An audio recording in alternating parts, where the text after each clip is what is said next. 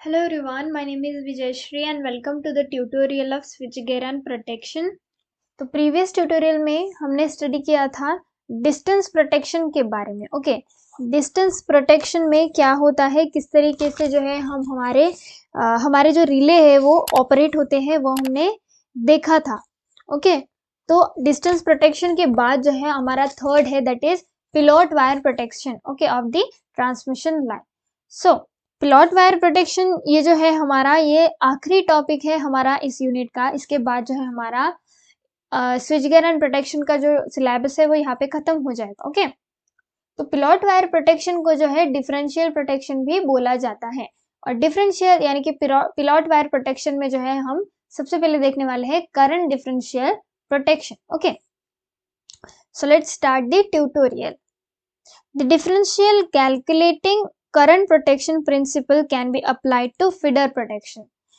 क्या बोला है कि जो डिफरेंशियल सर्कुलेटिंग करंट प्रोटेक्शन है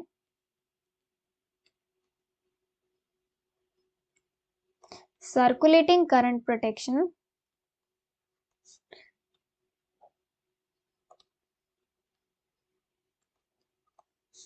प्रिंसिपल ये अप्लाइड होता है फीडर प्रोटेक्शन. ओके, सो ये जो आपको डायग्राम दिख रही है, ठीक है, यह है pilot wire protection of line और दूसरी जो है use of two relays one at each end. Okay, दो एंड पे जो है दो टाइप के जो है रिले यहाँ पे दो रिले जो है यहाँ पे लगाए गए हैं. और ये है पिलॉट वायर प्रोटेक्शन की डायग्राम. ये जो है प्रोटेक्टेड लाइन है हमारी ए एंड बी और ये है रिले कॉइल इसमें लगी हुई है. ये है trip circuit to trip A और to trip B. Okay, then this is the circuit breaker at each end और ये है हमारा पिलॉट वायर और ये है ट्रिप सर्किट. ओके, तो पहला पॉइंट यहाँ पे क्या बोल रहा है कि डिफरेंशियल सर्कुलेटिंग करंट प्रोटेक्शन जो है वो प्रिंसिपल ये अप्लाई किया जा सकता है फीडर प्रोटेक्शन को. ओके, और two CTs are connected in each protected line one at each end. क्या बोला है कि दो CTs, okay, two CTs are connected, ये कनेक्टेड है in each protected line,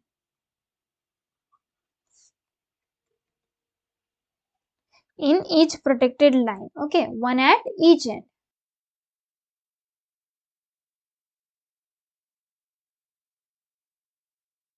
So दो सिटी जो है वो कनेक्ट किए गए हैं. ओके, जो कि ईच प्रोटेक्टेड लाइन पे जो लगाए गए हैं. Okay, one at each and यानी कि दोनों एंड पे जो है एक एक लगाया गया है. Under healthy external fault conditions, यहाँ पे ओके हेल्दी कंडीशन की बात करी है. हेल्दी या फिर external fault condition, not internal fault condition. या तो हेल्दी या फिर external fault condition. The secondary current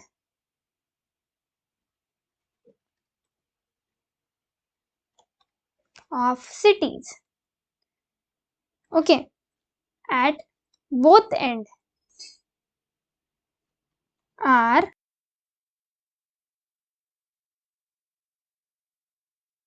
equal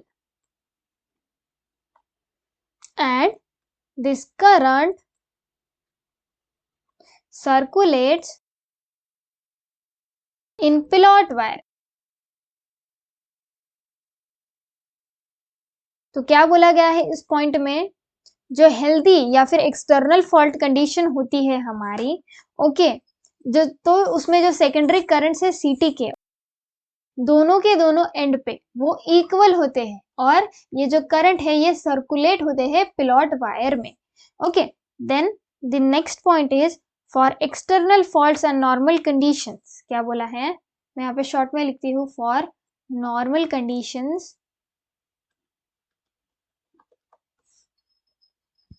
the differential current, जो डिफरेंशियल करंट है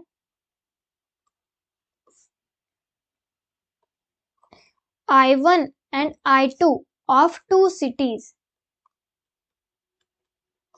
is 0 and relay does not operate. तो नॉर्मल यानी कि जो एक्सटर्नल फॉल्ट कंडीशन है यानी कि हेल्दी कंडीशन है, तब जो डिफरेंशियल करंट होता है, okay, I1 minus I2 of the two cities is 0, ये क्या होता है, 0 होता है। और इसी रीजन से जो रिले है हमारा वो ऑपरेट नहीं होता। Then the next point is during internal faults यानी कि faulty condition, okay, which are internal, okay, internal faults condition जब होती है,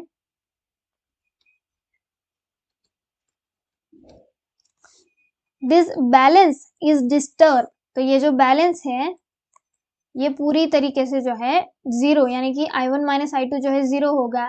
तो यहाँ पे कुछ अगर वैल्यू हो गई और डिफरेंस हमें मिलेगा तो ये जो बैलेंस है वो डिस्टर्ब हो जाएगा, ओके। एंड जो डिफरेंशियल करंट है,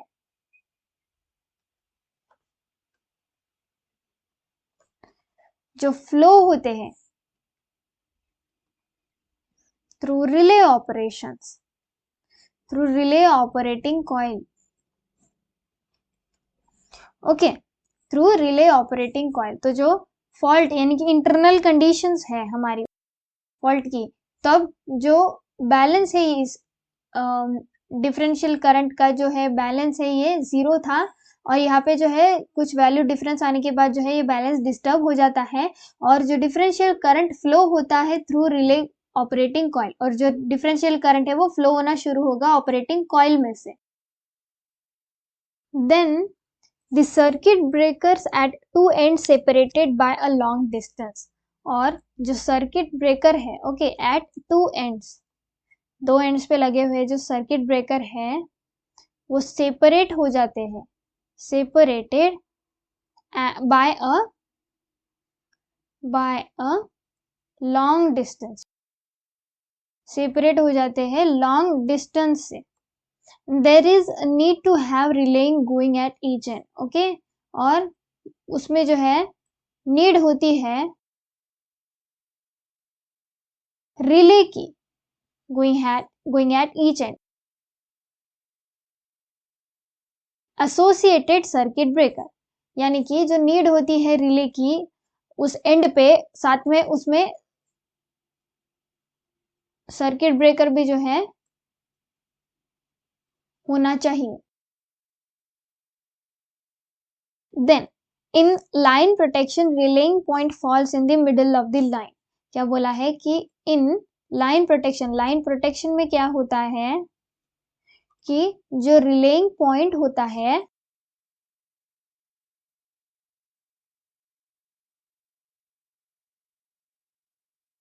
वो कहाँ पे पड़ता है, मिडिल ऑफ द लाइन, यानी कि लाइन के बीचों बीच में जो है रिलेइंग पॉइंट वहां पे आता है, कहाँ पे, लाइन प्रोटेक्शन में, okay. This creates some difficulties, और इसी रीजन से जो है कुछ डिफिकल्टीज जो है क्रिएट होती है वहां पे, this creates some difficulties. Then to solve this problem the circuit is modified by providing two relays one at each end, और इसी प्रॉब्लम को जो है सॉल्व करने के लिए सर्किट के साथ सर्किट जो है मॉडिफाइड किया गया है, ओके, ये सर्किट का शॉर्ट फॉर्म है, don't get confuse, modified by providing two relays one at each end, okay. तो ये जो डायग्राम हमने अभी देखी थी थोड़ी देर पहले, ये use of two relays one at each end, तो इसी प्रॉब्लम को जो है सॉल्व करने के लिए सर्किट को हमने मॉडिफाई किया है सो दैट जो हमारी डिफिकल्टीज है वो सॉल्व हो सके, ओके। और इसी रीजन से हमने यहाँ पे दोनों एंड पे जो है रिले लगाए हैं along with the circuit breaker, okay. तो इस तरीके से यहाँ पे हमारा जो पिलॉट वायर प्रोटेक्शन है खत्म होता है और साथ ही साथ हमारा स्विच गियर एंड प्रोटेक्शन का सिलेबस भी जो है यहाँ पे एंड होता है, ओके। तो इसके बाद जो है हम मिलेंगे किसी नेक्स्ट सब्जेक्ट के साथ।